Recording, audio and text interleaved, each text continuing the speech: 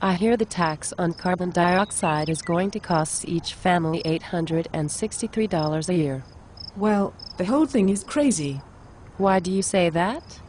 The tax is meant to stop emissions of carbon dioxide. Isn't carbon dioxide necessary for all living creatures?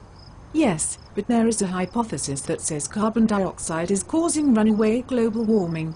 So is there proof carbon dioxide is causing runaway global warming?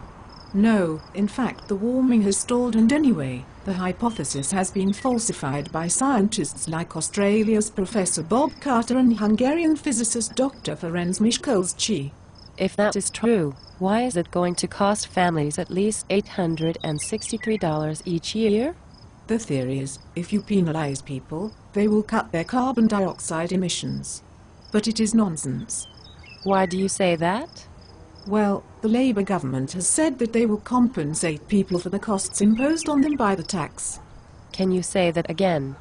Julia Gillard has promised to compensate people for the rise in costs.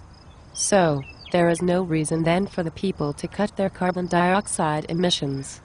Can you imagine if they said the same thing about speeding fines? What do you mean? Well, what if they said, if you are a lower-income earner and you get caught speeding, the Labour government will pay the speeding fine for you. If it didn't cost you anything, you would continue speeding. Exactly. There is something else that the Gillard Green government is not telling us.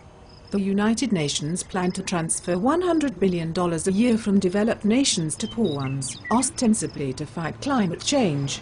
What has that to do with us in Australia? Recompence's website says, at Cancun, countries agreed to establish a new green climate fund to support developing countries. In 2011, Australia will work with countries through a transitional committee to design the fund. So how much will that cost Australia? Mr. Combe told the Cancun conference. In June 2010, Australia announced it would contribute $599 million to Fast Start financing for climate change.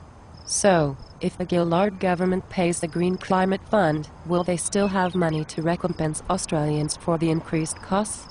That's the $500 million question. Must get going. See you. See you later.